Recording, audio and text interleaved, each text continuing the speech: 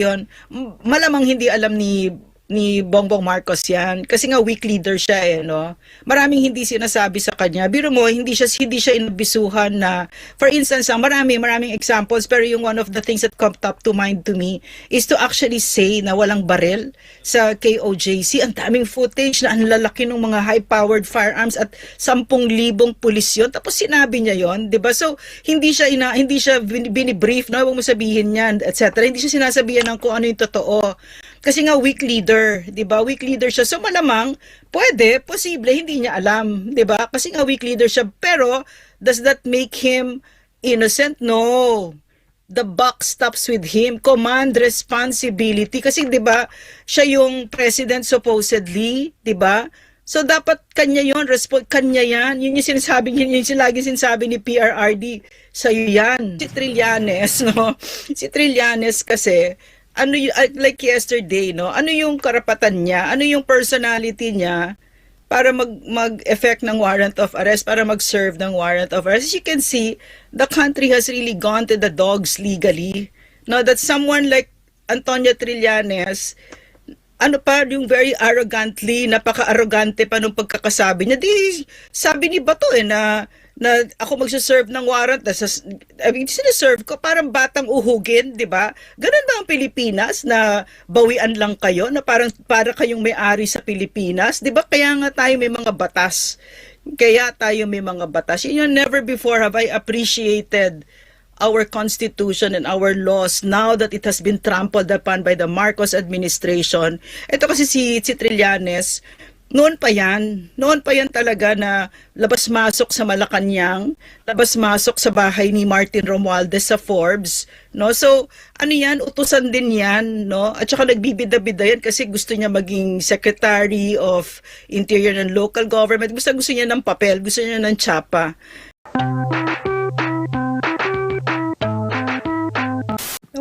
Martial law baby ako, Dada, no? So, lahat itong nangyayari ngayon is para tayo nagde-deja vu, parang umuulit siya, no? So, but not like this, no? Not like this. This is turning out to be the most disastrous government that I've ever seen in my whole life, no? And buhay na ako nung tatay niya ang nandyan, at yung tatay niya ay magkasing tulad sila, but he is worse, no? So much worse. So, it's just really a sad day for the Philippines, no? Alam mo, yung kahit malayo ako, yung puso ko panahon ni Marcos Sr., but again, not as blatant, no? And with great impunity as this. And I would like to answer kasi I was listening kanina nung tinatanong ninyo, sino kaya ito nanggaling, di ba? Yung pinaka-obvious na answer is si Matibag. Kasi nandiyan siya kagabi di ba? Tsaka talagang gusto niyang arestuhin, di ba? So, but again, where does he get yung pagkalakas ng loob niya, yung brazenness niya? Well, apart from the fact that his character is really like that. Sinungitan niya pa, Doc. Sinungitan niya pa daw si Senator Cayetano. Sinungitan niya. Malakas ang loob. Hindi lang niya sinungitan. Boss Dada, sinigawan niya. Senador ng bansa, sinigawan niya si Senator Amy, si Senator Pia, pati basta mga senator sinigawan niya, 'di ba? So talagang makikita mo talaga kanto boy talaga itong taong ito. Abusado, no? Grave abuse of power yung nakikita natin ngayon. That's right before us. And alam mo, I can always go back to PRRD, na that was one of the things, if not the number one thing that he hated. Yung abuse of power, especially those who are in government. Hate na yan talaga. So, at saka yung understanding namin, nakita namin sa kanya, kapag ikaw ay nasa poder, ikaw yung magpapakumbaba. No? Yung sinasabi niya noon na hindi tayo special, trabahante lang tayo sa gobyerno. Gusto ko sabihin sa mukha ni Matibag ngayon, hoy Matibag, hindi ka special. Pasweldo ka namin, trabahante ka lang ng gobyerno. Kasi ang lalakas ng loob, pero bakit ganyan kalakas ang loob niya? Ito? Si Bongbong Marcos ito, no? Siya ito. And you can see here yung determination to stay in power. Kasi of course this is about the impeachment of the Vice President. They have to take her out, and then the majority ay nagkagulo na, and they need the vote of Senator Bato and all that, diba? So this is what we're seeing right now, no? Grave abuse of power. No? I mean, pero yung kagandahan dito, ginagawa nila sa senador, no? Ano yung sabihin nun? Ginawa nila sa senador, nung nasa loob ng Senado, kayang-kaya nilang gawin kahit kanino, no? Kayang-kaya nilang gawin sa Pilipino yan. Inano nila tinalo nila senador, di ba? Naaarestohin nila, may barilan pa sa loob ng Senado. Grabing kababuyan talaga ang ginagawa ni Bongbong Marcos sa Pilipinas, no? Talagang nakakalungkot, nakakaiyak. At saka Dr. Rin, sino lang ba ang sa Senate ba sa inyong sa inyong experience? Sino lang ba ang may baril sa loob ng Senado? Kanina sa mga nakaraang araw nakita natin mahabang armas yung NBI, yung mga police parang ngayon lang naman sila pumasok pero nung mga nakaraang araw NBI yun nandiyan dyan, sila lang naman yung may mga mahabang baril. Diyan ba sa Senate, Doc, may mga baril ba yung OSAA? Meron ba silang Hindi, visible yung na short baril? arm lang, no? Yun yung pagkakaalam ko. Tapos yung very tight yung security. Pero wala yung katulad nung nakita natin, no? I think it's a form of terrorism itong ginawa nila na pumasok sila ng ganyan, high-powered firearms. Tapos naka bulletproof pa sila, no? And yung hindi mo pa ma-identify kung sino yung mga elements. And I like what you said, no, na yung CPP ba ito? And kasi nga, dahil dun sa stint ko sa NTF-ELCAC, no, I can see them Nakikita ko sila. No? Nakikita ko ang CPP dito, yung operation na ganitong level of lawlessness. Nakamalasan na lang ng Pilipino kasi kaalyado ng presidente ng Republika ng Pilipinas ay itong mga teroristang ito. No? So yan yung mga attack dogs niya. Yan yung trahedya na nangyari sa Pilipinas. Pero yung kagandahan nga, ginawa ito sa senador at saka sa Senado. At nakikita natin, no, na ito mga senador natin na bumoto dyan ay milyon-milyon ng Pilipino. Nakikita natin tumitindig sila ng maayos para sa Pilipino. At saka hindi naman ito tungkol kay Senator Bato na hindi na talaga tungkol talaga ito sa demokrasya natin, no, na ipinaglalaban natin. At nakikita ko at naririnig natin na yung mga plano na yung CONAS, 'di ba, para patagalin pa sila sa pwesto. So, in other words, itong nakikita natin ngayon, this one, no, itong trahedya na ito, makikita mo yung determinasyon ni Bongbong Marcos na talagang lulumpuhin ang batas natin at yayurakan ang sa ating saligang batas para siya ay lalong tumagal sa pwesto. Yan ang game plan.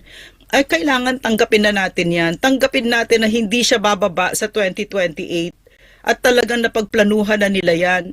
Na naririnig na nga natin ngayon, 'di ba, na hiningi na ang one of those things na inoffer sa mga magnanakaw na mga kongresista na yan na nag-sign ng yes sa impeachment ay term extension.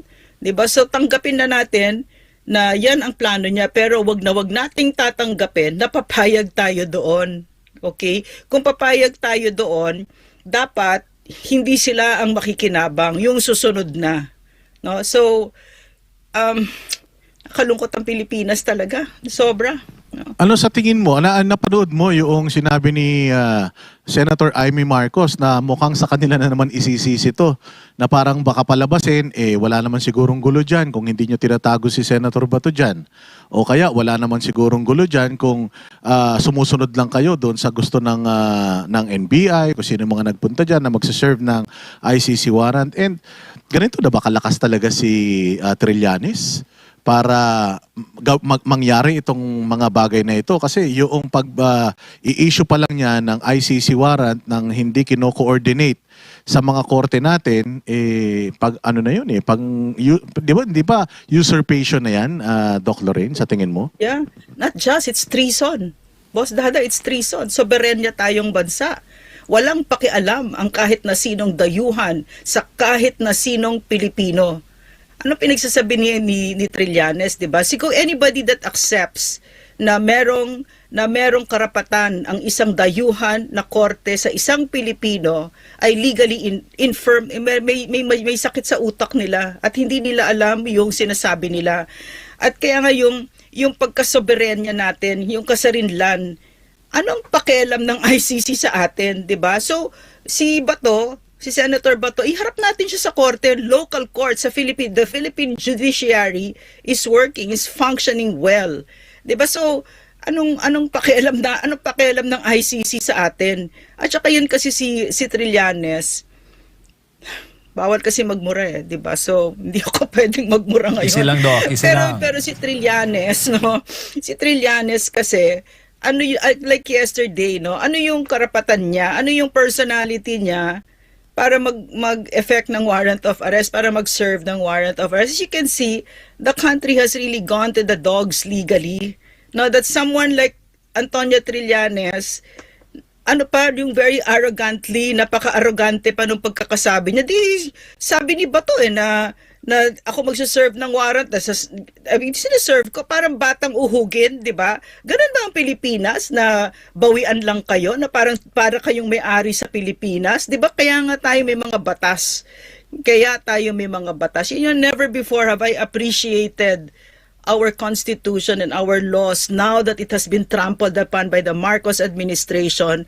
Ito kasi si Trillanes, noon pa yan talaga na labas-masok sa Malacanang, labas-masok sa bahay ni Martin Romualdez sa Forbes, no? So, utusan din yan, no? At saka nagbibida-bida yan kasi gusto niya maging Secretary of Interior and Local Government. Gusto niya ng papel, gusto niya ng tsapa. Kasi yesterday lumampas yata yung 1-year ban for elections, 'di ba? So pwede na siyang ma-appoint. So, yan yung nagbibida-bida siya. No, but again, like Matibag, no, his character like Torre, wala ngang power ito wala nga siyang official power, abusado, 'di ba? So what more pag binigyan mo? But the Marcos record is he gives power to people who can really hurt the Filipino people and really destroy our country and our institutions, no? Doc, may tanong ko lang ito. Sa tingin po ba ninyo ay may magiging epekto po ito sa public trust doon po sa Senado, dito sa different law enforcement agencies? Lalo na po, Doc, nagkakaroon po ng conflicting statements dito sa executive, dito po sa legislative, maging po sa mga law enforcement agency. Iba-iba yung sinasabi nila. Hindi na alam kung sino ang paniniwalaan ng publiko. Yeah, kaya alam mo Jason, MJ, Boss Dada, mga kababayan, no, yung tiwala is of great pragmatic value. Hindi siya hallmark emotion. Hindi, lalo't-lalo pag ikaw nasa gobyerno, pag ikaw lingkod bayan, yan ang gold mo, yan ang ginto mo, yung tiwala ng taong bayan sa'yo. So, now, I heard Senator Amy say, sino paniniwalaan natin, 'di ba? Kayo ba? Sino paniniwalaan natin? NBI? Paniniwalaan natin yung sinungaling na yon? Sino paniniwalaan natin? Ito yung gobyernong ito na nasa gutter yung kanilang trust and approval ratings, 'di ba? Bagsak na bagsak. Historical, yung opposite nung KPRRD historical highs, never before seen in the entire world, actually, no, in the known democratic world. Siya lang yung nagkaroon ng gano'n na trust and approval ratings from the time he sat in office till the time he stepped down to this day. PRRD remains the most powerful moral and political figure in our country. So, katulad ng Vice President, the most trusted. Kala mo, hallmark yun. Hindi yun hallmark, no? Talagang of great pragmatic value na para sa isang bansa na ang yung mga mamamayan ay may malaking tiwala sa kanilang gobyerno kasi umaandar ang bansa. Nagtitiwala kayo, hindi kayo nag-aalinlangan at sumusunod kayo, sinusuportahan ninyo. Kung kaya't kami noon, no, kay PRRD, yung sa PCOO, yung pag-communicate ng programs sa taong bayan mula sa baba, mula sa grassroots, Philippine Information Agency, Philippine News Agency, RTVM, lahat yan, PTV4, ang goal talaga is to bring the programs of the president and the executive to the Filipino people. Bakit? Para alam nila yung accountability ng gobyerno, yung transparency, ito yung ginagawa namin, dito na pupunta yung pera ninyo, ito yung para guminhawa ang buhay ninyo. Pero anong ginawa sa communications, sa government communications? Meron akong source ngayon, A1 source, I'm going to write about it also, no, na si Dave Gomez, yung Secretary ng Communications ngayon, naglabas siya ng utos, ng memo hanggang sa provinces na all systems go, na yung narrative ng gobyerno tungkol kay Vice President ay sisiraan ang Vice President at lahat sila all the way down to the grassroots level. Imagine that, using government communications for something like that, di ba? Imbes na ano ang saan pupunta kapag ka merong state, saan pupunta kapag ka nagugutom, ano yung mga scholarships, gano'n, di ba? So, yeah, so definitely, you wait for the trust and approval. Wag lang yung sa Okta, kasi yung Okta, walang kwenta yon, di ba? Pero yung may credibility na mga surveys, yes, lagapak ito, no? Lagapak.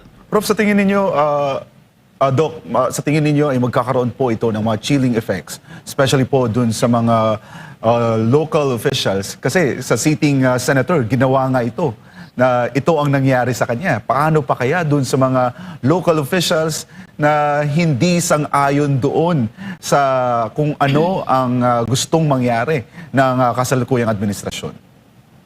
Alam mo Jason, no? Jason, MJ, Bros Dada, no? Mga kababayan. Ang administrasyon na ito, yung kanilang strategiya I can say it in one word, no? It's fear. They want to instill fear in the hearts of the people. No, gusto nila natatakot na magsalita, no?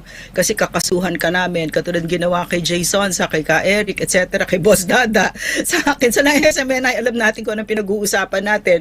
At gusto nila, kahit ordinaryong mamamayan, hinahabol, di ba? Gusto nila na yung katulad nung Ifugao na mayor na inimbitahan lang si Vice President, nawala ng 80 million. 80 million, alam mo ba kung ibig sabihin ng 80 million para sa Mountain Province, sa Ifugao? Ang laki-laking bagay nun. Dahil lang inimbita ang Vice President, nawala yon. Biro mo nga anong klaseng benggahe, talagang walang puso para sa taong bayan. Lahat pinopolitika. Biro mo, imbes na pupunta yun sa mga bata, no, nangangailangan, imbes na sa bridges para hindi sila mahirapan, binawian sila.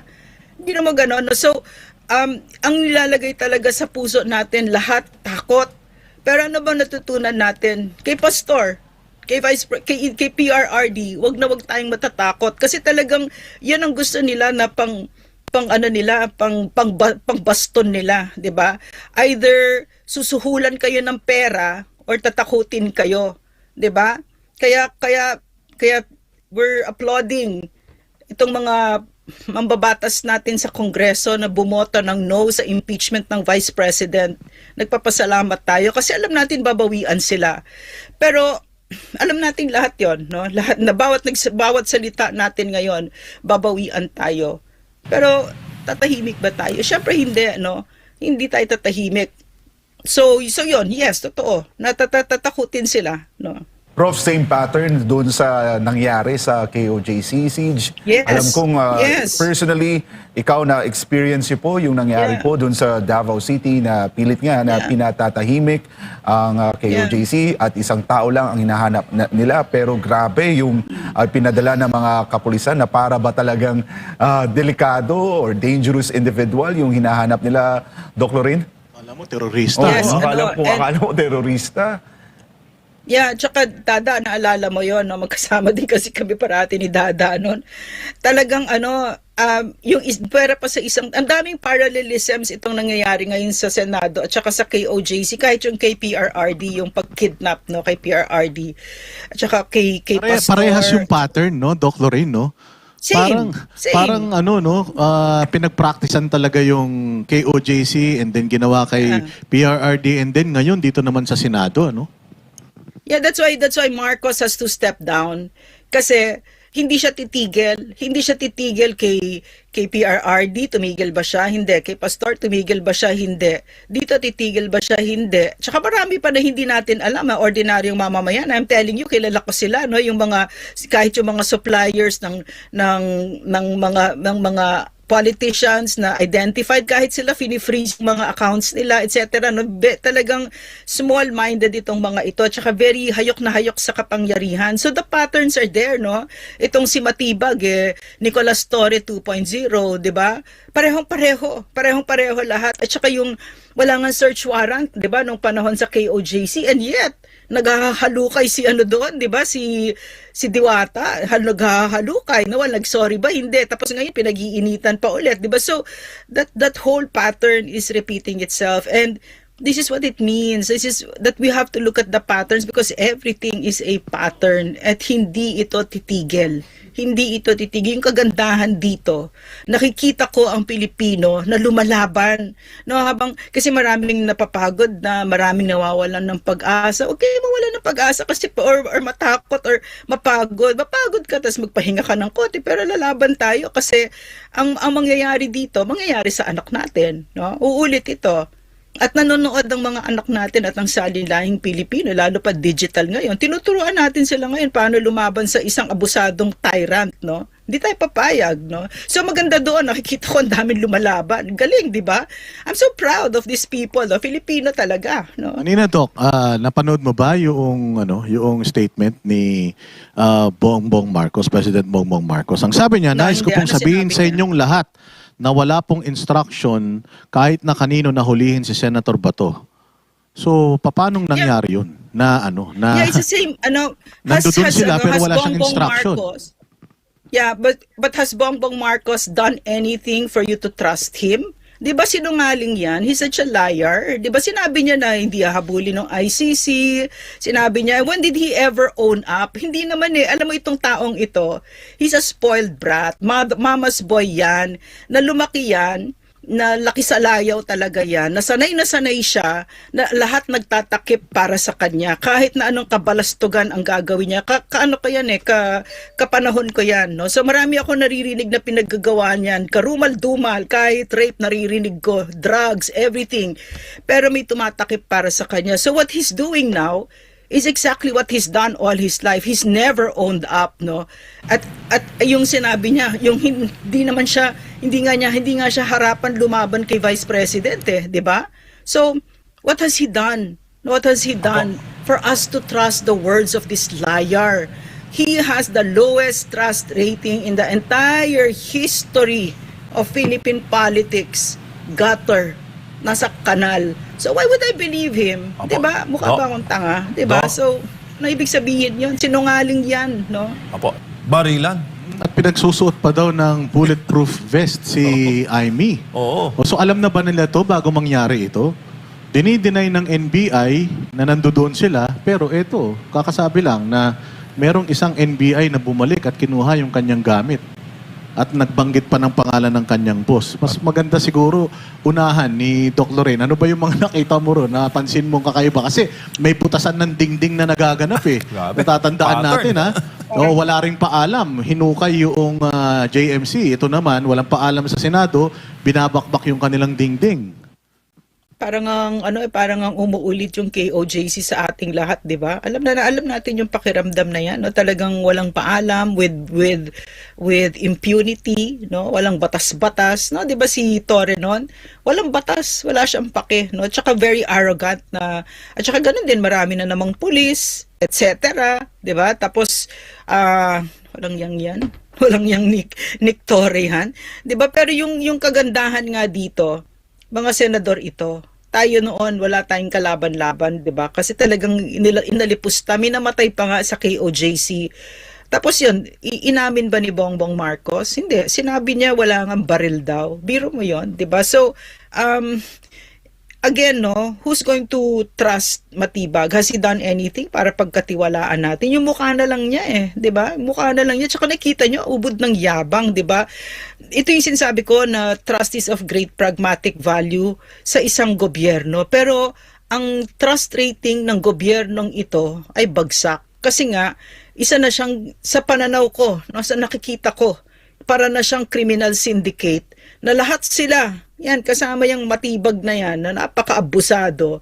Ang ginagawa lang nila ay para pagtakpan si Bongbong Marcos, kasi si Bongbong Marcos ang mastermind ng flood control. Lahat ito dikit-dikit sa flood control, sa impeachment ng Vice President para siya tumagal pa sa pwesto, etc., etc. So it is all, everything. Kaya nga, madness. What's happening to our country is madness. Why? Because the leader is himself insane.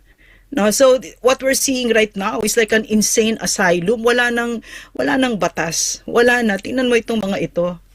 May mga baril pa na ganyan sa loob ng Senado.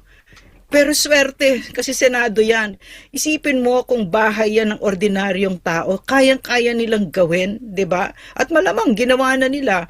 Nakita niyo ba yung video, si Matibag, sinabi niya, ipadampot mo yan. Biro mo yun, yung sinisigawan siya nung crowd. Eh yun lang ang meron tayo, boses lang. Yun ang intindi namin noon kay PRRD. Tsaka yun dapat ang intindi mo, Matibag. No, na ang NBI may baril, may resources, may poder. Lahat yan meron pang basbas ni Bongbong Marcos. Ang tao, salita lang, boses lang. At ang sinabi ng Supreme Court, hindi bawal na murahin ka, Matibag. Kahit nga yung PI, pwede yun eh. 'Di ba? Kasi yun lang ang meron tayo. At saka alam mo, pag ikaw isang lingkod bayan, yakapin mo lahat yun. Kasi that's part of what you signed up for. No? So, yan, walang tiwala. No? Opo. Tsaka ang lalim mga partners no ng mga binitawan na clue ni Senator Amy Marcos. So sinabi kanina, Doc Lorraine, ni Senate President Alan Cayetano, if the government is behind this, then we are in trouble. Taga-gobyerno yung binanggit ni ni Sen Amy, yung clue. NBI, ano yun? Transnational crime? National crime. Doc Lorraine.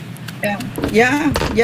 Kikilos ba, Doc Lorraine, Government is yung NBI transnational crime nang walang hindi magpapaalam sa presidente ng Pilipinas? Alam mo Dada, kasi ganito yon. Malamang hindi alam ni Bongbong Marcos yan kasi nga weak leader siya no.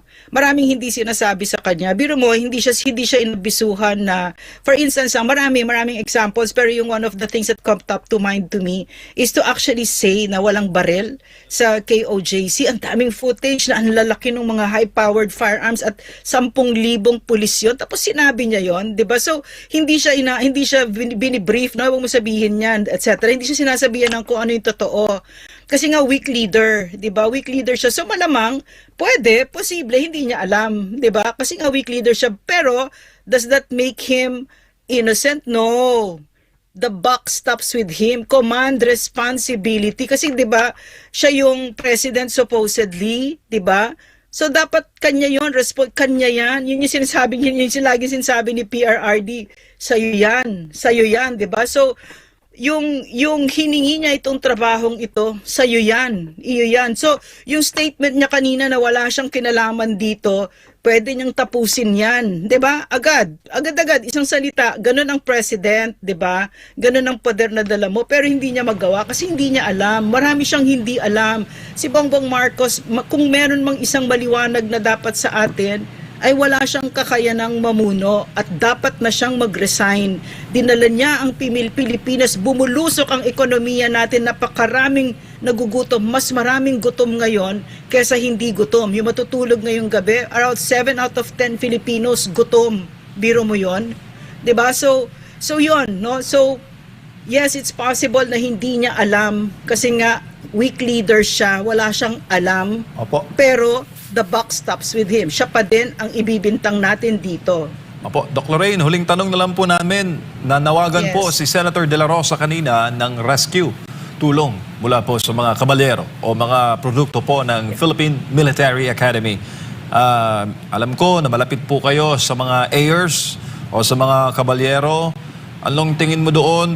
Tatalab kaya yung panawagan ni Senator Bato bilang produkto ng Philippine Military Academy sa kanyang kapwa kabalyero?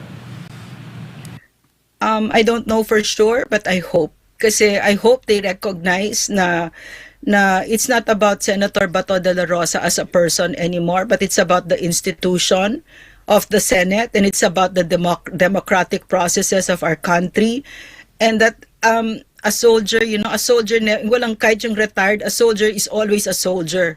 No, so I really hope that this goes beyond politics or what alam mo, actually, yung ICC na yan, it's an issue of sovereignty na wala na dapat yan sa politics. Hindi na dapat pinopolitika yan kasi masyado siyang mataas, 'di ba? Pero anong ginagawa? Pinopolitika. So dapat ma-recognize ng mga PMAers, no? Kasi nga binigyan sila ng biyaya ng edukasyon na ganyan. So mas malaki yung responsibilidad mo. At saka hindi lang mga PMAers, kundi lahat ng men and women in uniform, mga sundalo, 'di ba, na kasi sila na lang ang last legal recourse sa ganitong sitwasyon. Sila na lang ang AFP. Pagkatapos nito, kung hindi nila tayo didinggin, magiging madugo. Sila ang makakatapos nito ng mapayapa. They are given by the Constitution the right and the responsibility to take care of our country, of our nation. So, yan, mandato nila yan eksakto. No? So, hindi lang sa PMAers, kung hindi sa lahat ng mga men and women in uniform. Dumudulog tayo na tignan nyo na kung ano nangyayari sa Pilipinas. No?